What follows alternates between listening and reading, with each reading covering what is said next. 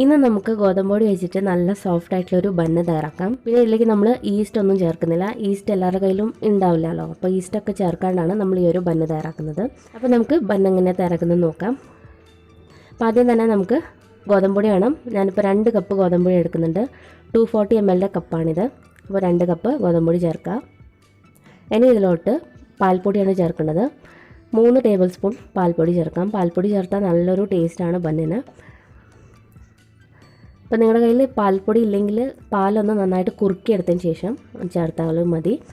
പക്ഷേ പാൽപ്പൊടി ചേർത്താൽ നല്ലതായിരിക്കും. അല്ലെങ്കിൽ പാലിനെ നല്ലോണം തിളപ്പിച്ച് നല്ലപോലെ കുറുക്കിയെടുത്ത് ഇതിലേക്ക് ചേർക്കാം.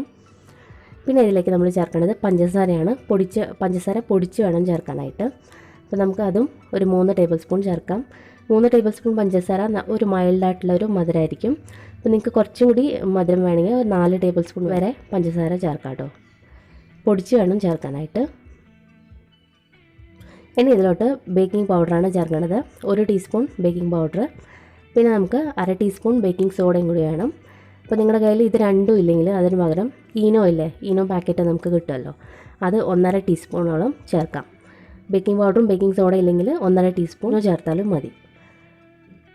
ഒരു നുള്ളു ഉപ്പും കൂടി ചേർക്കാം. ഇനി ഇത് ഇത്രയും കൂടി നന്നായിട്ടൊന്ന് മിക്സ് ചെയ്തെടുക്കുക. നമ്മളിത് മിക്സ് ചെയ്തെടുത്തിട്ടുണ്ട്. ഇനി ഇതിലേക്ക് ഓയിലാണ് ചേർക്കുന്നത്.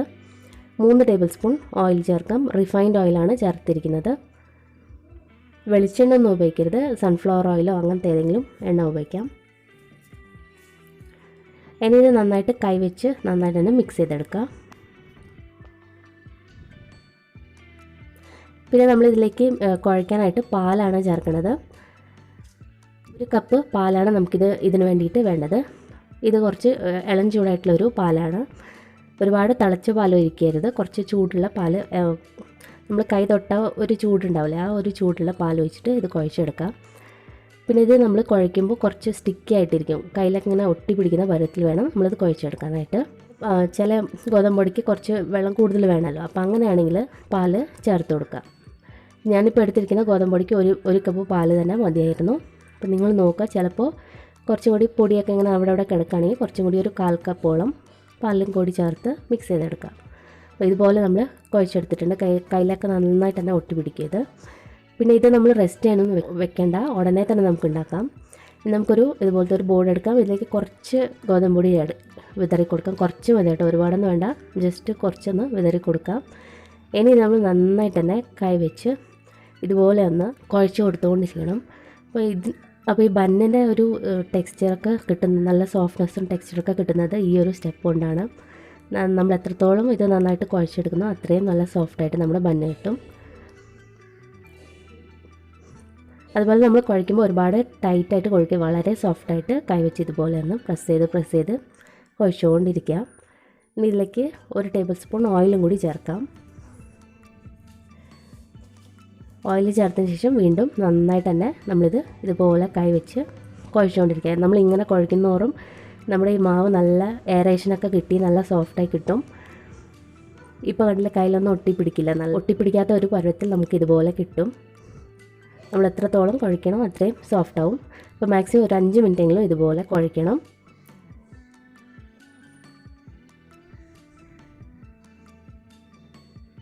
മാവിട്ട് ഇങ്ങനെ കുത്തുമൊന്നും ചേർത്ത് വളരെ സോഫ്റ്റായിട്ട് ഇതുപോലെ കുഴച്ചെടുത്താൽ മതി. അപ്പോൾ അതുകളിൽ നമ്മൾ നന്നായിട്ട് കുഴച്ചെടുത്തു. അതിന് ശേഷം ഇതുപോലെ ഒന്ന് ആക്കിയെടുക്കുക.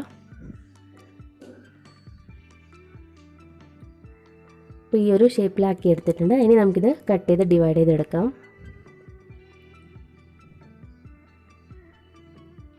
ഇപ്പോൾ നമ്മൾ ഈസ്റ്റൊക്കെ ചേർക്കുന്ന ബന്നൊക്കെ ആണെങ്കിൽ നമ്മൾ കുറേ നേരം റെസ്റ്റ് ചെയ്യാനൊക്കെ വെക്കണം. അത് കുറേ സമയം എടുക്കും. ഇതാകുമ്പോൾ നമുക്ക് ഇൻസ്റ്റൻ്റായിട്ട് നമുക്ക് ഉണ്ടാക്കിയെടുക്കാൻ പറ്റും. പക്ഷേ അത്രയും സോഫ്റ്റായിട്ട് തന്നെ നമുക്കിത് കിട്ടുകയും ചെയ്യും. അപ്പോൾ ഒരേ അളവിൽ നമുക്ക് ഇതുപോലെ ഡിവൈഡ് ചെയ്തെടുക്കാം. നിങ്ങൾക്ക് എത്ര വലുപ്പത്തിലാണോ ബന്ന് വേണ്ടത് അതിനനുസരിച്ച് നിങ്ങളിത് ഡിവൈഡ് ചെയ്തെടുക്കുക. ഈ ഒരു അളവിൽ നിന്ന് നമുക്കൊരു 5 ബന്ന്, കുറച്ച് വലുപ്പത്തിലുള്ള ബന്ന് ഉണ്ടാക്കിയെടുക്കാൻ പറ്റും. ഒരുപാട് ചെറുതായിട്ടൊന്നും ആക്കരുത്, കുറച്ചൊരു വലുപ്പത്തിൽ തന്നെ നമുക്കിത് ഉണ്ടാക്കിയെടുക്കാം. ഈ കട്ട് ചെയ്ത മാവ് ഓരോന്നായിട്ട് ഇങ്ങനെ വിടിച്ചെടുക്കാം. അതിനുശേഷം നമുക്കിനി ഇതൊന്ന് ഷേപ്പ് ചെയ്തെടുക്കണം.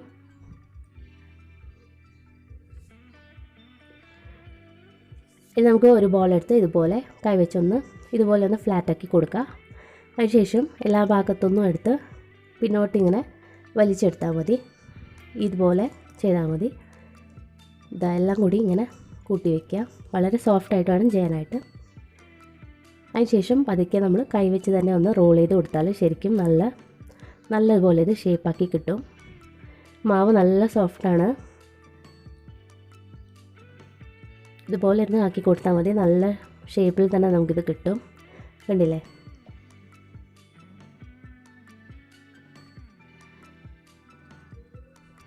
ഇതുപോലെ നമ്മൾ ആക്കിയെടുക്കുക. ഇതിൻ്റെ ബാക്ക് സൈഡും നമ്മൾ നോക്കണം.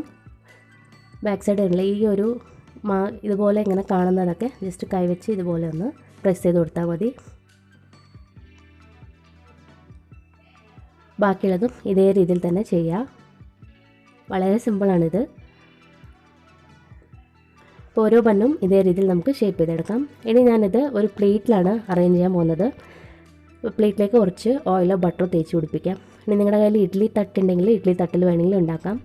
അപ്പോൾ എൻ്റെ കയ്യിൽ വലിയ ഇഡ്ഡലി തട്ടിൽ ഉള്ളത് കൊണ്ടാണ് ഞാനിപ്പോൾ പ്ലേറ്റിൽ ഉണ്ടാക്കുന്നത്. ഇഡ്ഡലി തട്ടിലായാലും ഇതേ രീതിയിൽ വേണം ചെയ്യാനായിട്ട്. ഓയിലോ ബട്ടറോ തേച്ച് വയ്ക്കുക. ഇനി നമുക്കിത് ഉണ്ടാക്കിയെടുക്കാം. അപ്പോൾ ബേക്ക് ചെയ്യാൻ വേണ്ടിയിട്ട് ഒരു പാനാണ് എടുത്തിരിക്കുന്നത്. ഇതിലേക്ക് ഞാൻ നേരത്തെ ബേക്ക് ചെയ്ത കുറച്ച് ഉപ്പ് ചേർക്കുന്നുണ്ട്. വീണ്ടും കുറച്ചും കൂടി ഉപ്പ് ചേർക്കുകയാണ്. ഉപ്പ് ചേർത്താൽ നല്ലതാണ്, കാരണം എല്ലാ സൈഡും ഹീറ്റ് ഒരേപോലെ കിട്ടും. അതിന് വേണ്ടിയിട്ടാണ്. നിങ്ങൾ ഇഡ്ഡലി തട്ടിലാണെങ്കിലും ഇതേ രീതിയിൽ തന്നെ ചെയ്യാം. ഇനി ഇതിൻ്റെ നടുക്കായിട്ട് നമുക്കൊരു പാത്രം വെച്ച് കൊടുക്കാം, ജസ്റ്റ് ഒരു സ്റ്റാൻഡിന് വേണ്ടിയിട്ട്. ഇപ്പോൾ നല്ല അടികട്ടിയുള്ള ഇഡ്ഡലി പാത്രമൊക്കെ ആണെങ്കിൽ നമുക്ക് ഉപ്പ് വിതറേണ്ട ആവശ്യമില്ല. ഇനി നമുക്കിത് അടച്ച് വയ്ക്കണം. നല്ല ടൈറ്റായിട്ടുള്ളൊരു അടപ്പ് വെച്ചിട്ട് 10 മുതൽ 15 മിനിറ്റ് ഹൈ ഫ്ലെയിമിലിട്ട് നന്നായിട്ട് ചൂടാക്കി എടുക്കുക. ഇപ്പോൾ ഒരു 15 മിനിറ്റായി നല്ലപോലെ ഇത് ചൂടായി വന്നിട്ടുണ്ട്. ഇനി നമുക്ക് നമ്മൾ ആ ബൺ അറേഞ്ച് വെച്ചിരിക്കുന്ന പ്ലേറ്റ് വെച്ച് കൊടുക്കാം. നിങ്ങൾ ഇഡ്ഡലി തട്ടാണ് എടുക്കുന്നതെങ്കിലും ഇതേ രീതിയിൽ തന്നെ ആ ഇഡ്ഡലി തട്ട് വെച്ച് കൊടുക്കുക. അതിന് ശേഷം വീണ്ടും നന്നായിട്ട് കവർ ചെയ്ത് കൊടുക്കണം. നല്ല ടൈറ്റായിട്ടുള്ള അടപ്പായിരിക്കണം കേട്ടോ. ഒട്ടും തന്നെ സ്റ്റീമൊന്നും പുറത്ത് പോകരുത്. ഇതിനെ നമുക്ക് 30 മുതൽ 40 മിനിറ്റ് വരെ വെച്ച് ബേക്ക് ചെയ്തെടുക്കാം. അപ്പോൾ നിങ്ങൾ 30 മിനിറ്റിന് ശേഷം നോക്കുക. ആയില്ലെങ്കിൽ ഒരു 40 മിനിറ്റ് വയ്ക്കുക. ഇപ്പോൾ ഒരു 40 മിനിറ്റിന് ശേഷമാണ് ഞാനിപ്പോൾ കാണിക്കുന്നത്. നമ്മുടെ ബന്നൊക്കെ വേണ്ടിയിട്ട് നന്നായിട്ട് തന്നെ റെഡി ആയിട്ടുണ്ട്. അപ്പോൾ നിങ്ങളൊരു 30 മിനിറ്റിന് ശേഷം ജസ്റ്റ് ഒന്ന് തുറന്ന് നോക്കുക. ആയില്ലെങ്കിൽ ഒരു 40 മിനിറ്റ് വെച്ചാൽ നമ്മുടെ ബണ്ണ് റെഡിയാണ്. ചൂടോടുകൂടി തന്നെ നമ്മൾ ഇതിലേക്ക് കുറച്ച് ബട്ടറും കൂടി ഇതിൻ്റെ മുകളിലായിട്ട് തേച്ച് പിടിപ്പിക്കാം. ചിലപ്പോൾ ഇഡ്ഡലി തട്ടിലൊക്കെ പെട്ടെന്ന് ആയിക്കോട്ടെ, ഒരു 30 മിനിറ്റ് മതിയാവും. പ്ലേറ്റിലായി കൊണ്ട് 40 മിനിറ്റ് എടുത്തു. അപ്പോൾ നിങ്ങൾ ലോ ഫ്ലെയിമിൽ തന്നെ വെക്കണം. ഒട്ടും തന്നെ തീ കൂട്ടി വയ്ക്കരുത്. ലോ ഫ്ലെയിമിലിട്ട് 30 മിനിറ്റിന് ശേഷം നോക്കുക. ആയില്ലെങ്കിൽ 40 മിനിറ്റിന് ശേഷം നോക്കിയാൽ നമ്മുടെ ബണ്ണ് റെഡി ആയിരിക്കും. ഇതുപോലെ ബട്ടറൊക്കെ തേച്ചതിന് ശേഷം ഒരു തുണി വെച്ച് നമുക്കിതൊന്ന് കവർ ചെയ്ത് ഒരു 15 മിനിറ്റ് റെസ്റ്റ് ചെയ്യാൻ വയ്ക്കാം. അപ്പോൾ ബണ്ണ് ഒന്നും കൂടി ഒന്ന് സോഫ്റ്റാക്കി കിട്ടാൻ വേണ്ടിയിട്ടാണിത്. അതിന് ശേഷം നമുക്ക് നോക്കാം. ഇതിപ്പോൾ ഒരു 15 മിനിറ്റ് ആയിട്ടുണ്ട്. ഇനി നമുക്ക് ബണ്ണൊക്കെ എടുത്ത് മാറ്റാം. കുറച്ച് സോഫ്റ്റ് ആയിരിക്കും.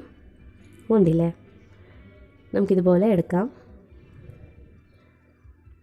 ഇതിൻ്റെ അകത്തൊക്കെ കണ്ടില്ല, നല്ല ഇതിൻ്റെ ടെക്സ്ചർ കണ്ടാൽ തന്നെ നിങ്ങൾക്ക് മനസ്സിലാവും. നല്ല സോഫ്റ്റാണ്. നല്ല സോഫ്റ്റായിട്ട് തന്നെ കിട്ടിയിട്ടുണ്ട്. നന്നായിട്ട് തന്നെ ബേക്ക് ആയിട്ടുണ്ട്. നമുക്ക് ഓരോന്നും ഇതേപോലെ തന്നെ വിടിയിച്ചെടുക്കാം. ഒട്ടും തന്നെ ഒട്ടിപ്പിടിക്കൊന്നുമില്ല. ഇഡ്ഡലി തട്ടിലാണ് ഉണ്ടാക്കുന്നതെങ്കിലും ഇതേ രീതിയിൽ തന്നെ ആയിരിക്കും. ഒട്ടും തന്നെ ഒട്ടിപ്പിടിക്കാതെ തന്നെ കിട്ടും.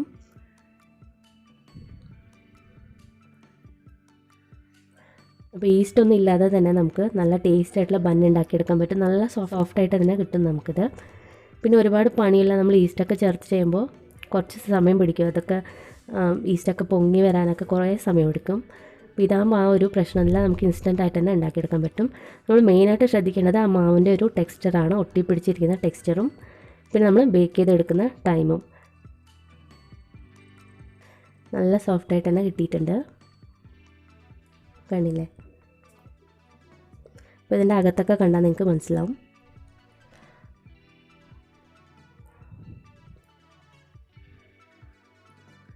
അപ്പോൾ ഇതൊന്ന് തണുത്തതിന് ശേഷം നമുക്ക് കഴിക്കാം. പിന്നെ നമ്മൾ ബാക്കിയുള്ളത് നമ്മളൊരു ഹോട്ട് കേസിലിട്ട് വെക്കുന്നതായിരിക്കും നല്ലത്. കാരണം ഗോതമ്പ് പൊടിയല്ല, എന്തായാലും കുറേ സമയം വെച്ച് കഴിഞ്ഞാൽ കുറച്ചൊന്ന് ടൈറ്റാവും. അതുകൊണ്ട് നമ്മൾ ഹോട്ട് കേസിൽ വെച്ച് ഉപയോഗിക്കുന്നതായിരിക്കും നല്ലത്. അപ്പോൾ ഉറപ്പായിട്ടും നിങ്ങളൊന്ന് ട്രൈ ചെയ്ത് നോക്കുക. വളരെ സിമ്പിളും ഈസി ആയിട്ടുള്ള ഒരു റെസിപ്പിയാണ്. നിങ്ങളുടെ കയ്യിൽ ബേക്കിംഗ് സോഡയൊന്നും ഇല്ലെങ്കിൽ ഞാൻ പറഞ്ഞ പോലെ ഈനോ ചേർത്ത് ഉണ്ടാക്കാം. അപ്പോൾ ട്രൈ ചെയ്തിട്ട് നിങ്ങളുടെ അഭിപ്രായങ്ങളൊക്കെ അറിയിക്കണം. ചാനൽ ആദ്യമായിട്ട് കാണുന്നെങ്കിൽ സബ്സ്ക്രൈബ് ചെയ്യാൻ മറക്കരുത്. Thank you.